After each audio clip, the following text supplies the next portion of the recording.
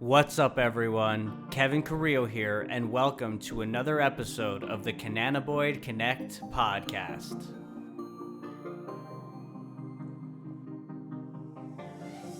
My guest today is Dr. Edward Westerfield, chairman of the Medical Advisory Board at Arizona Cannabis Chamber of Commerce.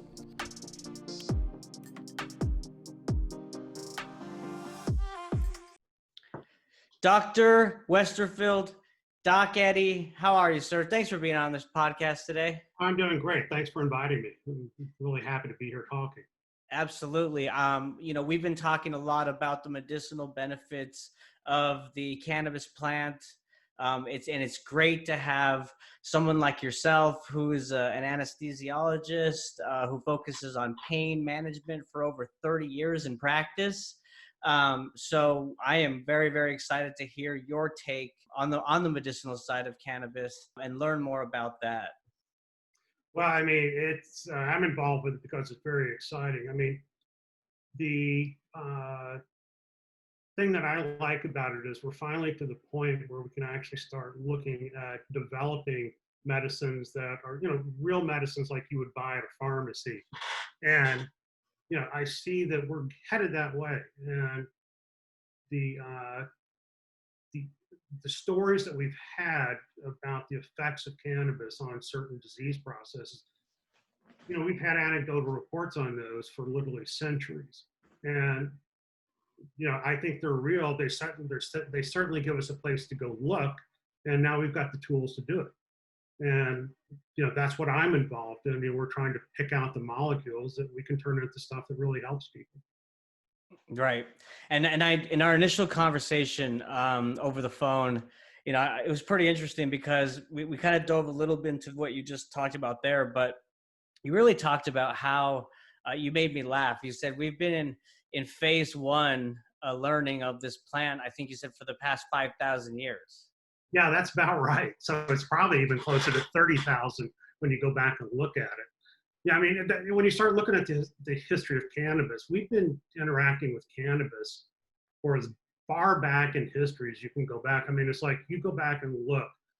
There are caves in China where they found evidence of cannabis being used 15,000 BC, and they were giving it to women having childbirth. And so, it's not new. You go back to just a little before 3000 BC, you had the Chinese Emperor Xing that was advocating the use of cannabis medicinally. And when you go back and look at it, he was saying use cannabis for the exact same things that we're telling people to go out, pain, migraines, appetite. And I just look at that as remarkable. Now, the other thing you look at that is everybody thinks that our prohibitions against cannabis are, somehow new or, unique to us. And again, that is not true either. I mean, it's like as far back as you can go, you'll see the elites in society actually despised cannabis because the poor people who used it sort of looked at it when they were using it. And it's like, you know what? I don't feel like fighting for you or going to die for you. And frankly, if you're, part of the powerful, you need people to go out and get stuff for you. We've seen that in the coronavirus epidemic where, the poor people in the meat packing plants were the ones getting exposed to all the coronavirus, but they can't work. We don't have pork and beef and chicken and the whole bit. So, you actually need them out there working, for us to have our lifestyle. Mm-hmm. I want to get into the coronavirus and, some studies and some articles that have been emerging regarding cannabis being not a cure, but maybe a remedy or something like that. But before we get into that, I want to touch on what you talked about when it comes to the elites. And do you think it's as simplistic as how you phrased it in terms of, they just they don't care about these poor people, therefore they don't think about considering the cannabis plant as a legitimate source of medicine, or is it something more than that? No, I think it pretty well comes down to that. I mean, it's like when you get down to it, and it's like I go around and I've got access to people that are wealthy and stuff like that.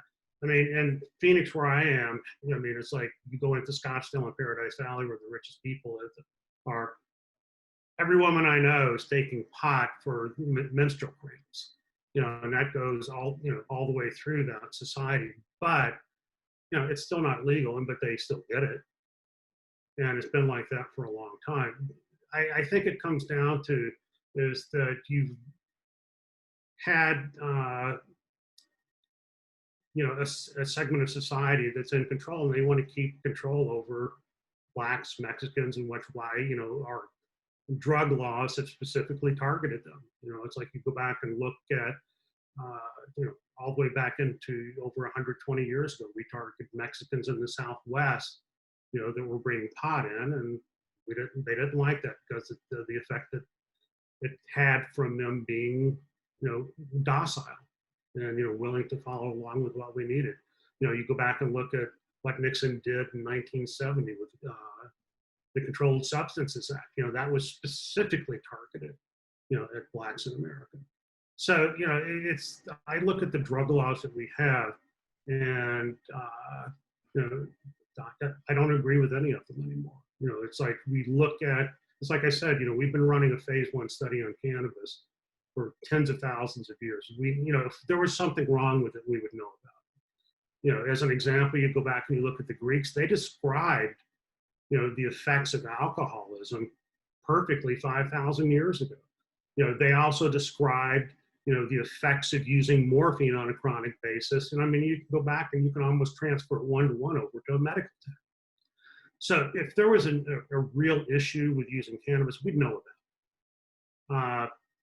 And you don't have that same stuff in the literature. The stuff that you do see has come from the demonization of it, that you're associating it with either, a group of people or, a religion, things like that. And we're going to, all these things are intertwined, because to get to the point where I can legitimately research cannabis, I've got to move past the point that it's being demonized as, something that is, this social, demon. I think it's interesting that it seems like there's a pattern, right? Of like you talk about the Egyptians you mentioned in Greece, how they were able to understand the medicinal properties of even alcohol, say, right, and other type of plants like cannabis. But the leadership at the top, right, whatever political party or dictator or whatever is kind of leading the charge, for some reason there's been suppression coming from that side, right? Suppression, demonization. But here's the best example I can give you is you go back, and I want to say it's about 250 years ago in Africa. There was a tribe in Central Africa that, and I can't remember the name right now, but I have to look it up. They were the most warlike, horrible people in Africa. I mean, it's like if you came in contact with them, they were going to kill you or they were going to make you their slaves. They discovered cannabis and within months had renounced war and had taken up cannabis and were trying to take it to all the rest of the people that they used to subjugate. And, literally, it was the introduction of cannabis and they became peaceful. Now, the people that used to subjugate them were so embarrassed for them that they came in and killed them afterwards, because they couldn't believe that, something would make them peaceful. And so they sort of put them out of their misery for their effort. Mm-hmm. But, the point being is that I think that's what I think the elite see is you don't want to fight and give up your life when you're associated with cannabis. Mm-hmm. You go back and look at the movie Platoon. There was a scene in that where, the stoners were in there smoking pot, and they were the peace guys, and then, the other guys were over there shooting Kentucky bourbon, and those were the what you would call the right-wing guys these days, the war guys. And I think that's been pretty true all throughout society. But that's my personal view. That's what I've read. And there's people that take violent exception to that view also. Right. Well, I mean, I think it is obvious at this point that since cannabis has been listed as a Schedule I drug, that's a pretty outdated regulation, right? We know that through peer review studies, it's impossible to overdose on cannabis, right? You can't.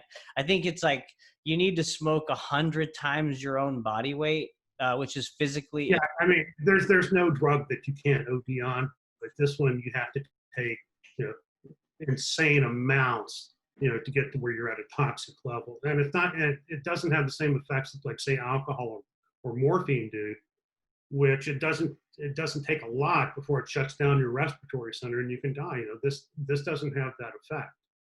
Mhm. And when you look at it, you could actually, cannabis was actually part of our pharmaceutical armamentarium up until about the early 1900s. In fact, you go back and you look at the apothecary shops out in the West, you would see a big cannabis leaf out in front, you know, where they would come in, you get various elixirs of cannabis. And, you know, that was being used for, you know, for asthma, pain, gallbladder problems. You know, I mean, literally the same stuff that's being touted now when you go to your medicinal marijuana stores.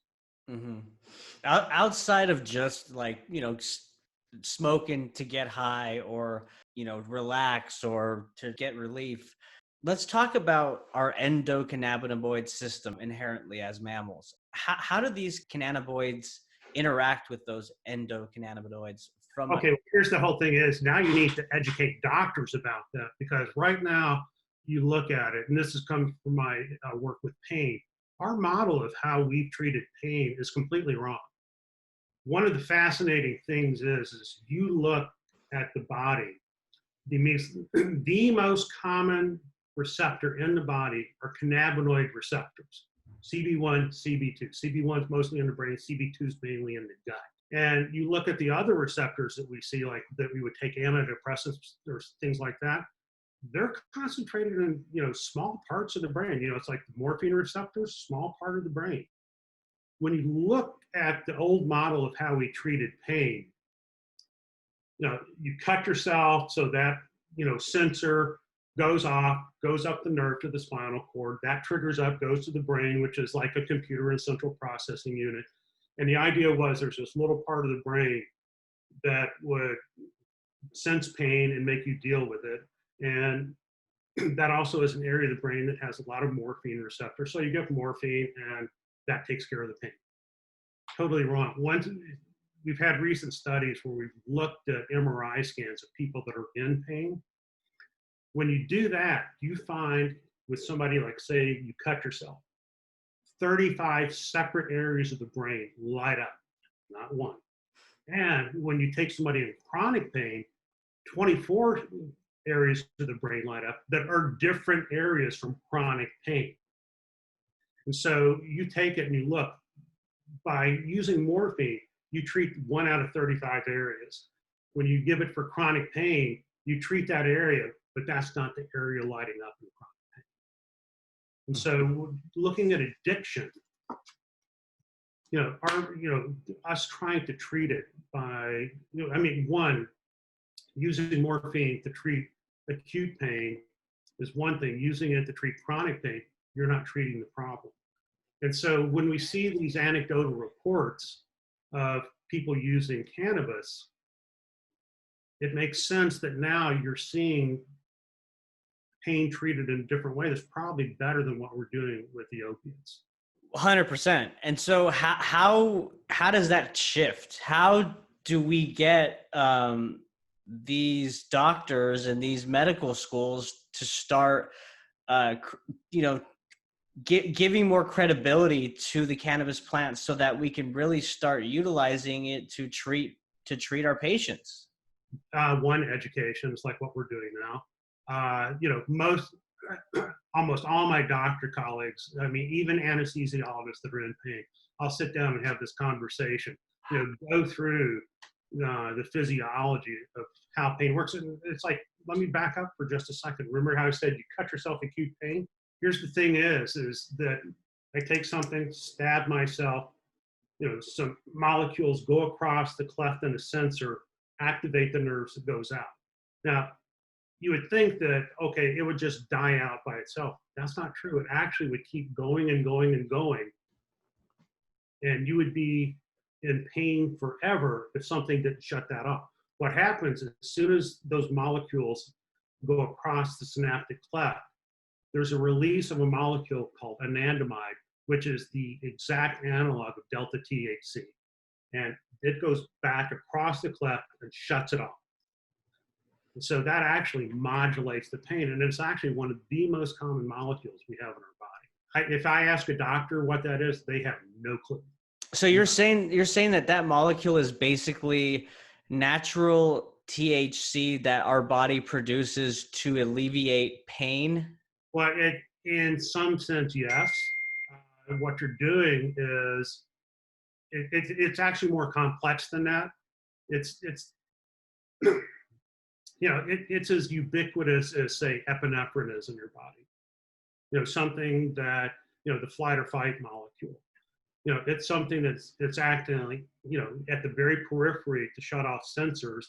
It's actually acting it's present in the neurons that go up to the spinal cord, in the spinal cord, and then it's present in the brain. So it's actually acting to modulate your perception of pain at every step of the way. Opiates only act up here for the most part. There's centers elsewhere, but for the most part, they're acting centrally. Right. And there's so many horrible side effects with opiates. The obvious one being physical addiction, but a number of things that goes along with it. There's just a lot of problems, I think. Right. Let me give you an analogy here. Everybody's always heard the story about, the football player that broke his leg, but then he still played, 3/4 of football with a broken leg and didn't even feel anything. And so that's always been attributed, oh, he must have had this big shot of endorphins. Now, if you're in pain and I give you a big slug of morphine, how are you going to feel afterwards? You're going to be awake? No, I'm going to feel drowsy. And how are your reflexes going to be? Slow. Okay, so do you think that's endorphins that are doing that? No, it's endocannabinoids. Mm-hmm. When you think about it, those are the things that actually affect the 35 different areas of your brain. And so when you look at the way people respond to those situations, it's actually they're getting a big burst of endocannabinoids that allow them to actually not feel the pain. With opiates, all it's doing is it's dulling your response to the pain. I've had surgery and I've had morphine before. Trust me, you still know the pain's there. You just don't care. Right. But you do have all the side effects. For me primarily, they were all GI. And so, it's like I did not like being nauseated for 5 straight days from taking morphine, for one. Mm-hmm. What would you say is the percentage of medical professionals who understand the value of cannabis and our endocannabinoid system when it's married to these cannabinoids? Minimal. I can't give you a percentage, but I would bet it's under 5%. Under 5%. And is there even any appetite? Is there even any interest in learning about that subject, or is it even just not brought up at all? Pretty much it's not brought up at all. I mean, we've, with Dr. Hildenbrand and I, we've actually offered to come in and actually do, set up tutorial sessions where, you just introduce people to the concept. But again, you're overcoming, decades and decades of being taught that this is an addictive drug, it's a gateway drug, going to be, it's going to be reefer madness. And that extends all through the medical community. Now, it's like there's guys that will do it, where they're writing you a medical marijuana card, which I have a huge problem with. And so they'll do that, for cancer patients getting chemotherapy, or, guys coming in saying that they've got back pain and don't want it. I mean, they're slowly expanding the categories that they'll let you use medicinal marijuana. Problem with that, with them writing licenses. Okay, it's like let me say you're my patient. You come to me and say, hey, doc, I've got high blood pressure. So normally in this situation, I would try to figure out what's the best type of medicine to start you on. I would write a prescription, you go to the pharmacy, you get it, You keep checking your blood pressure, we'd adjust it, up the dose, add something in, change it to something else. I would know exactly what I'm telling you to take and making intelligent choices about how to dose it. Now, in the medicinal marijuana approach, you come in, doc, I've got high blood pressure. So I say, okay, I'm going to give you a recommendation that yes, you do meet the criteria for taking blood pressure medicine. You take that, go down to your blood pressure pharmacy, and then your pharmacy bro, you say, hey, I've got blood pressure issues, and they would go, okay, my grandma had blood pressure, so why don't you try this medicine? And that's pretty much where we are with medicinal marijuana. You do not know what you're getting. Right. And so I'm going to need to tangent out from that standpoint. One of the problems and part of the research that we're doing with the organization I'm involved with is that when you look at what you're buying from a medical cannabis store, you have really no clue what you're getting. I mean, it's like there's been so much inbreeding and crossbreeding of cannabis literally over the last few hundred years, but particularly over the last 20, that when you examine it from a genetic standpoint, it's pretty hard to distinguish any strain from any other. And it's like everybody looks at it that, oh, well, we want this high THC stuff, or, we're going to ratio with THC, CBD, and that'll tell us what we're doing. That does not correlate with what you see. What you're really seeing is that the thing that counts is what are the terpenes involved. And it's the terpenes that really are producing a lot of the effects that we're looking for. Now, again, it's like you alluded to, it's like there's, the other cannabinoid molecules that are actually the things that I'm interested in also have huge effects. And it's not so much the THC and CBD.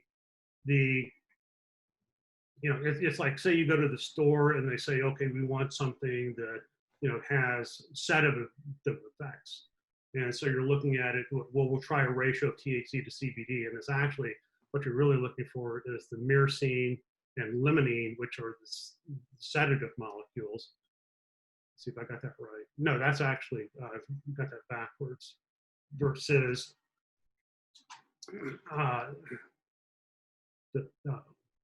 anyway, I'm going to have to think of it. But I mean, the whole point is those molecules are the ones that are actually producing the effects that you see from X59 diesel that pep you up versus, the cushes that, bring you down. And it's not so much just the THC and CBD that's doing that. Yeah, and Dr. Hildebrand actually talked about that when he was on the podcast, and he mentioned the idea of how we need to re-engineer. We think about getting or approaching cannabis from a medicinal standpoint. So, like to your point, instead of going in and saying, "I want Gorilla Glue," or "I want this particular strain," or "it's recommended to me because I want to sleep better," or I need pain management. It's really understanding the molecules within the cannabinoids, the terpenes, what does CBG actually do? What does CBN actually do? So that exactly. Go in and say, hey, I want this property, this molecule to help me with these symptoms and these issues that I'm facing. That's exactly right. So that's what our research work has been predicated on, is trying to find, the whole idea that you've got a strain that's like indica or sativa is almost meaningless these days, because they've been so, it's like you can take one shop that's selling cannabis and go in and say it's a purple kush something or other, and go to another shop and they're saying that they've got the exact same thing. When you analyze them, they have nothing in common. Mm-hmm. And so, it's like if I send you down and I want to have you take propranolol for blood pressure, you can go to any pharmacy anywhere and know that what you're getting is that exact medication. With the way that we've got medicinal cannabis set up, it depends on the store and whether they are breeding it out of seed or clones, to know that you're getting the exact same thing time after time. Mm-hmm. And so, there's no guarantee that I can send you down there and direct you towards something that actually helps you. It's like literally you become the lab rat because, okay, we'll try this. Well, that didn't really help. You go back, they say, hey, try this instead. And so, you're back in the 17th century. And in fact, even in the 17th century, they actually did a better job because they actually hadn't had all the interbreeding yet. So they knew, if you had dropsy of the heart, hey, take this foxglove. That'll help you. So from that standpoint, our natural medicines we did actually, considering the time and technology that we had available, worked pretty well. Right. So it's current stuff, and the reason that we have the issues with it is because the last 20 years, the growers have been breeding for strictly THC levels, and so, we went from 4% back in the late 70s, and, 12, 20, 25%, I've even heard there's, stuff out there that's 30%. And when you do that, what you're doing is you're breeding out other stuff. It's like, you take dogs, German Shepherds, they've been inbred for literally centuries now. Great dogs, good guard dogs, but they all have cancer, hip dysplasia, things that come back from the inbreeding. And then we're seeing the same thing in cannabis. Mm-hmm. Some of these strains are getting so inbred that we're actually shutting down the production of other stuff that's actually necessary to get the full effect of inside the cannabis. And so, you're actually shutting down, pathways that produce those other cannabinoid molecules, shutting down pathways that shut down, and produce the terpenes. Mm-hmm. I think what you're alluding to is basically isolate versus full spectrum, right? Right. Some of these products. I had a conversation with Adam Jocks and Chris West. They're super genetics. I think that work for Zed Therapeutics as well. And that's exactly what Adam was talking about when I asked him, what should the average consumer look for if they walk into a CBD shop? How do they know that they're getting the value of that product that it says that it's giving? And he said one of the most basic criteria is to look for something that says full spectrum and not isolate, because full spectrum, to your point, is you're not removing just the CBD molecule or just the THC molecule from the entire plant. You're keeping all those other cannabinoids and terpenes, which are all they're all good for you, right? You don't want to just the entourage effect. And in fact, we've seen that on the medical side where, one of the famous things is that CBD was taken out and was actually approved as a standalone approved ethical medication by the FDA. And it was approved for as an anti-seizure medicine. And what we found is that you actually need THC plus CBD to actually get the full seizure effect. And in fact, the CBD alone is proving not to be very effective. But the company that did it wanted to get out there to show that, we can get something through with the FDA, and they're also, trying to roadblock anybody else from, trying to do research and get stuff out there on their own. And so we're finding out that, it's like the 35 areas of the brain that you've got that light up when you have acute pain. The entourage effect means that THC can be working in 4 or 5 of those areas. CBD can be working elsewhere. You can have pinene and limonene and huluene and all these other things, working in other areas of the brain. So it makes sense that the entourage effect means that you're getting multiple medicines, if you will, that are working in multiple areas. And if you look at the way medicine works in the Western world, you sort of have that now. It's like you have somebody that's like, let's go back to the blood pressure thing. We start you on one, we're not under control. We add a second one, then we add a third one because, we need to interact with different areas of your body to control your blood pressure. And so that's no different than the entourage effect because, you may need 3 or 4 different medications to control your blood pressure. Mm-hmm. You may need, in fact, so like with the patients that I take care of, they'll be on, multiple heart medications or multiple lung medications or multiple antidepressant medications. That's no different than the entourage effect. And so, but because it comes all sort of prepackaged in a plant, it's sort of a pejorative that you can use to poo-poo the idea that, oh, well, it's like you're getting this entourage effect or symphony effect. And, we do that. We just sort of run up on it one medication at a time. And I look at it when you think about the fact that we've probably been interacting with cannabis we've changed the cannabis plant over the last 10,000 years for our benefit, and it's probably, it's interacted back to change us. The same way that, interacting with alcohol and opiates. So, the fact that, we've sort of selected out, strains of cannabis that benefit us, makes sense. Yep. Well, and as an observer, right, or a conversationalist, I'm fortunate to be talking to experts in different areas of the industry, like yourself, right, from the medical side.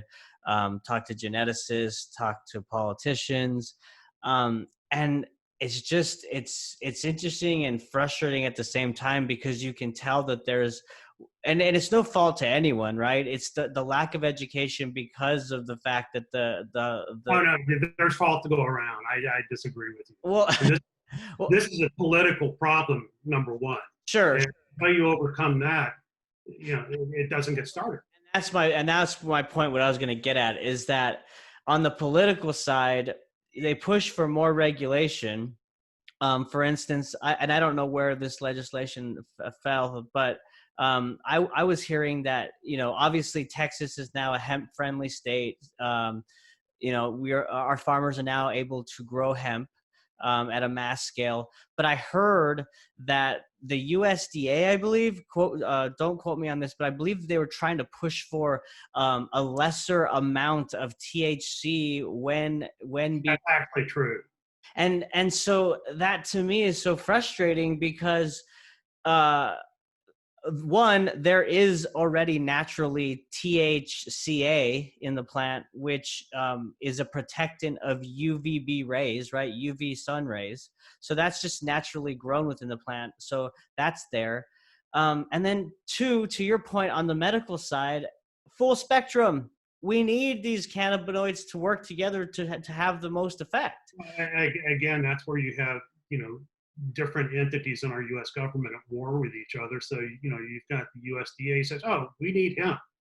And it's like we've been growing hemp almost our entire time up until about 1937, when Henry Ainsley, got that outlawed. And the reason that we outlawed hemp in 1937 wasn't because, and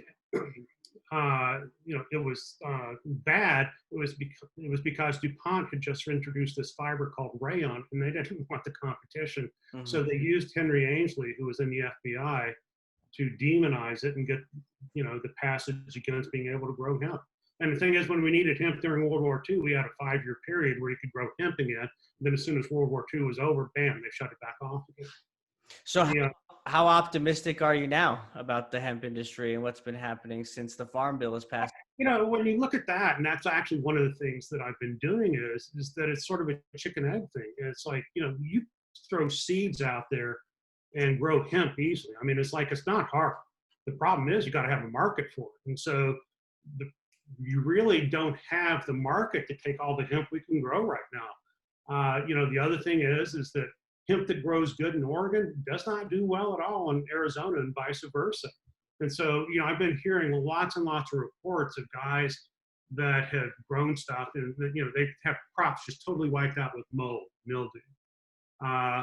Others that had hot crops, it's like there was a grower in California that had 625 acres of hemp that they literally burned in the field because it was hot for THC. And so you've got to have some real regulation that recognizes that, hemp and cannabis basically are the same plant. It's just that hemp is one of those plants that instead of trying to get a lot of THC, you're trying to breathe the THC out of it. And if you're growing it for fiber, nobody cares. But if you're trying to grow hemp for medicinal purposes, again, when you take the genetics over to an extreme, you're going to be losing other pathways that are producing terpenes, cannabinoids, things like that. Now, we think we found a workaround with Adam Jacques, in Zed Therapeutics, but, again, to get a industry up and running, you've got to have end users. And there are just not enough of them yet. And, it's like to look at it from a model that you're going to invest in, you need to know that you're going to be able to get the fiber year after year after year. And right now, that's proving to be almost an impossibility. So it's like, unless you have an Elon Musk that's going to go out and build these huge plants and say, go get it, it doesn't make sense. And the other thing is hemp is a very bulky plant. So, you're not going to be shipping bulk hemp fiber from Alberta, to a plant in Texas. It just makes no sense. And so, it's going to have to be grown within a radius, 50, 100 miles to make sense economically. And so you have, there's this whole ecosystem that needs to be set up, and it doesn't exist anymore. I mean, you'll be interested in this. Last year, we were looking at growing our own, 100-acre plots of hemp. And so, we were starting to go through, how do you harvest all this stuff?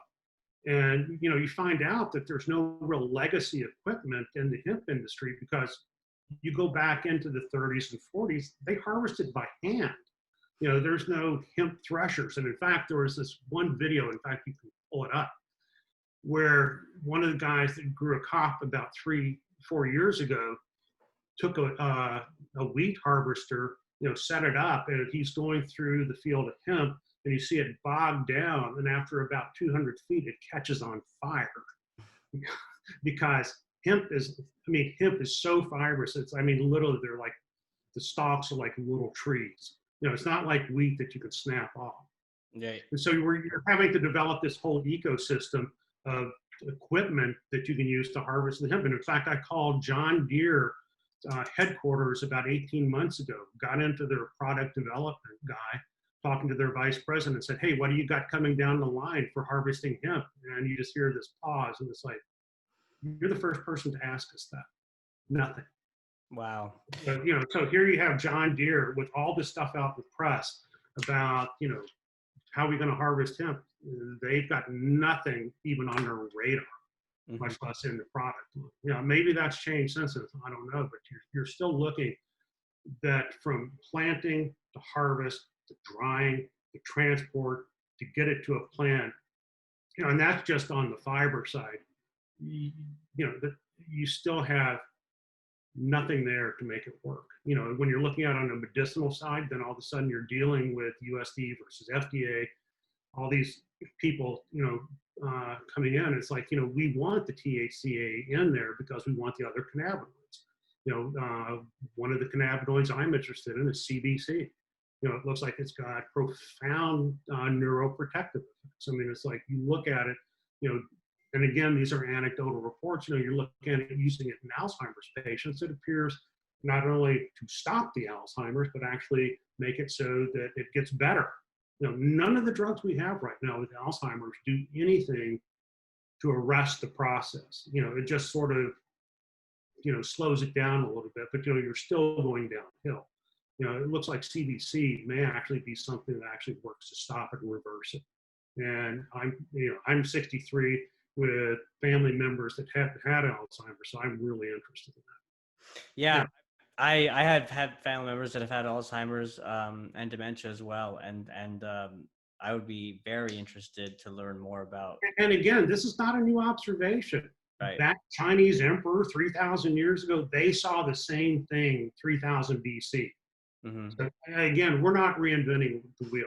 These observations have been made by various people. We keep reinventing the wheel with this. This is not new. The same observations have been made anecdotally for century after century after century. It's like now we have the tools to finally get in and work with this. Tease out the molecules. That may do some good. And one of the things that I think is going to happen is it's not going to be actually one of the natural molecules in cannabis that makes it to market.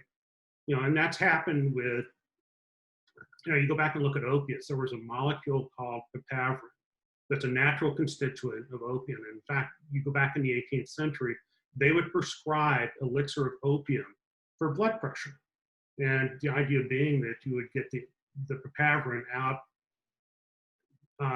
along with elixir. And it does, it's a great medicine to treat blood pressure. It's a calcium channel blocker. The problem with it is it's got a very short half-life, so you need to take it 12 times a day to be treating your blood pressure. And the problem with that, taking elixir of opium, is you're getting a lot of morphine with that. And so to treat your blood pressure, you essentially had to become an opium addict. By the turn of the last century, they were able to remove the papaverine out of the opium. But again, nobody can take a medicine 12 times a day. I mean, it's hard enough to get people to take a medicine once a day without, and so it's not useful.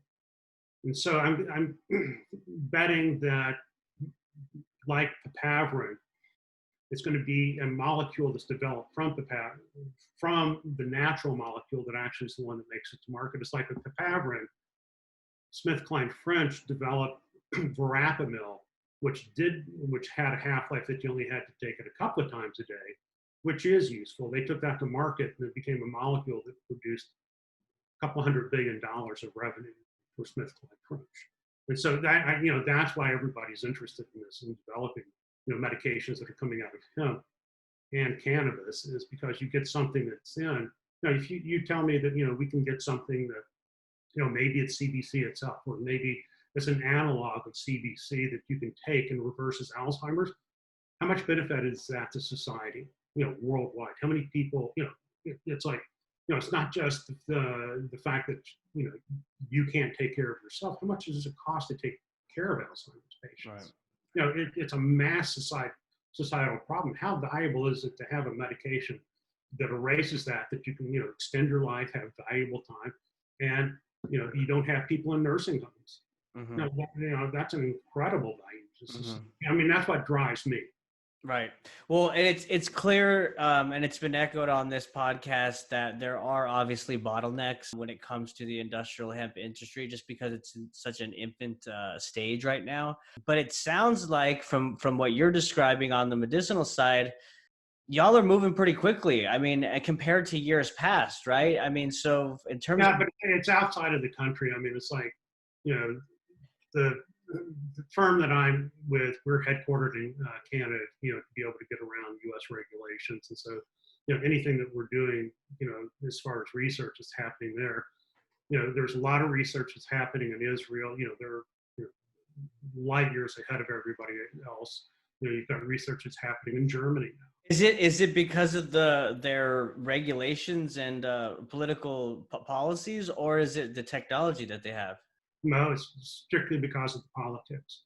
No, we've got access to all the technology. In fact, that's what's driven, the work we're doing with Adam Jacques, is that we brought in top of the line technology, to be able to analyze our hemp and cannabis. And, it's stuff that's literally light years. I mean, once we brought in the mass spectrometers and high pressure liquid chromatic rats for Adam Jacques to use, he made more progress in 6 months than he did in the previous 20 years. Wow. It's that fast. And, we're not going to be unique. I mean, it's like, we're just, slightly ahead of the curve. But it's the political bottlenecks that are preventing the real research. And, it's like, I can guarantee you that the research into cannabis, there's at least 2 Nobel Prizes in there, maybe more. There's going to be stuff that's coming out of it medicinally that's going to fundamentally change the way we treat, probably 4 or 5 different diseases. Mm-hmm. And, but you can't get there when the politicians are standing 4 square in front of it. And it's frankly bullshit with the stuff that they're doing. And now, you're caught up in another presidential election. And, frankly, Biden is one of these old drug warriors, and so there's no guarantee that once he gets elected that things are fundamentally going to change. Right. I heard that he's trying. I read an article saying something about him expunging past convictions for people who have convicted of marijuana related offenses. And stuff like that, but nothing to the effect of, federal legalization or. Well, that's what we need to have happen. You've got to have full federal legalization. It needs to be regulated like alcohol. Yep. And until you get there, it doesn't matter. You can be talking about these half measures with expungement and decriminalization, and that does not fit with what's going on in society. The use is widespread, but the difference is if you're rich and white in Scottsdale and you get caught with pot, it's not a big deal. If you're, a black or brown kid in South Phoenix that get caught with it, then, you've got a legal problem. Right. And let's even talk about like the cartels, right? I mean, obviously with some of the states legalizing marijuana for recreational use, that's kind of some way put the cartels, I mean, it's kind of hindered them in some ways because that was their main source of revenue. I mean, marijuana and cocaine, I would imagine, is what the cartels, the most money that they would bring in. But if we were to federally legalize marijuana, their hands are tied at that point. I mean, they're going to have to be. The whole thing is you don't see cartels sneaking alcohol into America. Right. It's bulky. We've taken any of the profit incentive away from illegal, making alcohol legal. Unlike prohibition back in the 20s when we did, and you had, alcohol pouring into the country across the borders, the seacoast, every which way you could get it into the country. And that's a very libertarian argument, and one that I that's one aspect of libertarianism I agree with is, take the profit motive out of it. And right now, you look at school kids, they're profit centers for drug cartels. Take that away. It's like, I do not want, and it's like, if I want to smoke cannabis and, feel good on a weekend, that's up to me. I'm an adult. Should kids be doing it? Absolutely not, because there's a lot of evidence to support that there's real impact on the development of brains in children and adolescents, using cannabis. And, you look at studies out there, if you start using cannabis before the age of 16, that has an effect on your ability to think for the rest of your life. Mm-hmm. So, I do want to keep it out of the hands of kids. I want to keep it out of the hands of kids. Of course. And there's a way to do that, right? Just like how you mentioned, just we treat alcohol, 21 or older. There's. The thing is once it's in the legal market, you better believe that the people that sell alcohol have a huge reason to keep it out of the hands of kids. Now, kids get a hold of it, and they get it out of their parents' alcohol cabinets. It's like I'm a part owner in a bar. And one of the things that when you get involved with something like that is you have to go through these classes to learn the legalities of it. And one of the big ones is you sell it to anybody under 21, your investment goes away. They take away your liquor license. I mean, no questions asked. And, the Alcohol and Beverage Commission, they send out kids underground that, they'll be 17 and 11 months. Go into a bar, try to get a drink. And, if they manage to score a drink, there's cops outside that will come in, write a citation, and the next thing you know, you're before the ADC explaining yourself. That's a lot. Yep, I've seen that happen. And so you need the same thing with cannabis. When you have regulated people that are selling it, then they're going to be, it's going to be the same thing. There's going to be prohibitions against selling it to underage kids that is going to be rigorously enforced. Drug dealers don't care. A sale's a sale. And so, then, you have to look at it. How does that apply to everything else? And it's like, once you take away the incentive to have, underground sales of cannabis, that takes away a lot of the incentive to be bringing anything else in as well. It's like, as far as I'm concerned, the real gateways to using illicit drugs are alcohol and your parents' medicine chest. You're not going down to the school and it's like this fiction that, Johnny's trying to get your, to the backside of the school to interest in, taking heroin. That's just not the way it works. Mm-hmm. The real reason we have issues with drug abuse in this country is because of the way that we treat mental illness. It's not because people, want to become addicted to heroin. It's like we do such a horrible job treating mental illness in this country that a lot of people are self-medicating, and because they can't get help with their schizophrenia and bipolar disorders that actually work, they're trying things, or they're literally they're outdoing the heroin, self-medicating, Mm-hmm. and it's you get addicted to it, then it becomes a problem. Right. So it's like you've got so many issues that are tied up in our politics, that go into policies that we have that go into this. I mean, we could make the drug issues go away, but you have to have the political will to do it. Right now we Right. And so, and it's tied back into what we're trying to do with the cannabis right now. It's like, we know that, there are valuable things in it. We know that if you want to use it recreationally, to feel good, by all means, nobody complains when I crack open a bottle of Cabernet.